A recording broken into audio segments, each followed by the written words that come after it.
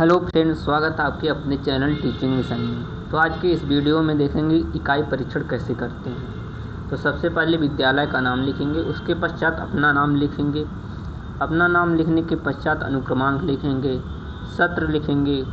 सत्र लिखने के बाद B.Ed प्रथम वर्ष, उसके पश्चात इकाई परीक्षण रिपोर्ट। इकाई परीक्षण रिपोर्ट लिखने के पश्चात जिस बच्चे का आप इकाई परीक्षण कर रहे हैं उसकी एक कॉपी यहाँ पर लगा देंगे।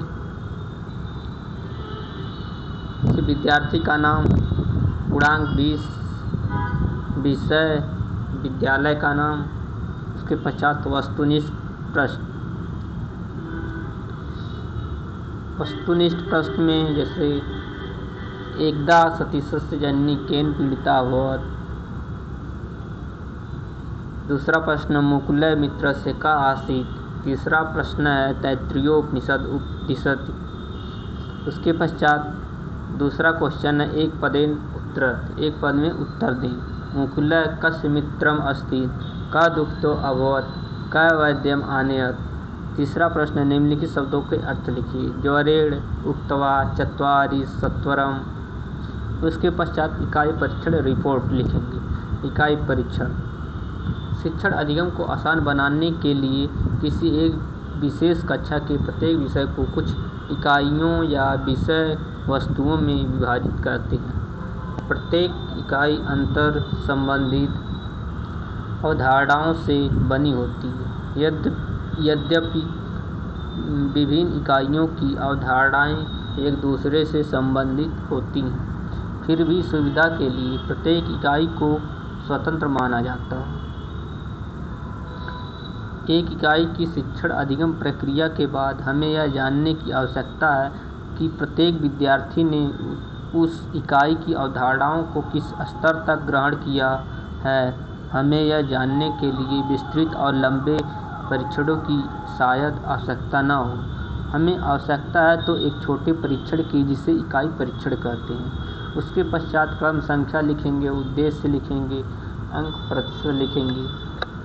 उद्देश्य में ज्ञान आधारित प्रश्न देंगे, समस्यात्मक प्रश्न देंगे, अनुप्रयोग आधारित प्रश्न देंगे और निपुणता आधारित प्रश्न देंगे।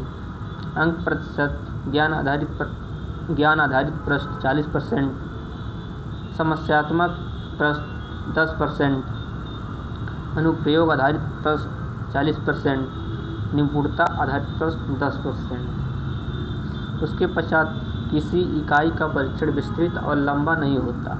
इसमें इकाई अधिगम उद्देश्यों को आधार बनाकर विद्यार्थियों के उपागम की जांच की जाती है। इकाई परीक्षण के लिए प्रश्न पत्र निर्माण की रूपरेखा इस प्रकार है।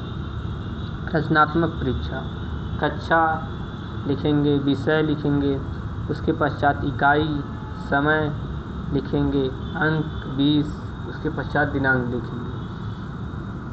उसके पश्चात प्रश्नों के प्रकार, प्रश्न अंक, प्रश्न और अंक से बहुविकल्पी प्रश्न, प्रश्न अंक 2, प्रश्न 3, अंक 6, लघु उत्तरी प्रश्न अंक 2, प्रश्न 3, अंक 6, दीर्घ उत्तरी प्रश्न अंक 2, प्रश्न 4, अंक 8।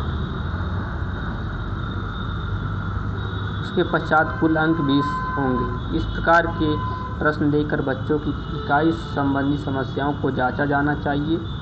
उनके मूल्यांकन के पश्चात उनकी कमजोरियों को जानकर उस कमजोरियों को दूर करने का प्रयास करना चाहिए। इस प्रकार इकाई परीक्षण के द्वारा बच्चों की इकाई संबंधी अवधारणाओं के ग्रहण ज्ञान को जांचा जाता है। उसके पश्चात यहाँ पर आपके पर्यवेक्षक हस्ताक्षर करेंगे और आपके शिक्षक भी हस्ताक्षर करेंगे। तो यह वीडियो आप लोगों को अच्छी लगी हो तो लाइक, सब्सक्राइब, शेयर जरूर करें। मिलते हैं नेक्स्ट वीडियो में। तब तक के लिए धन्यवाद।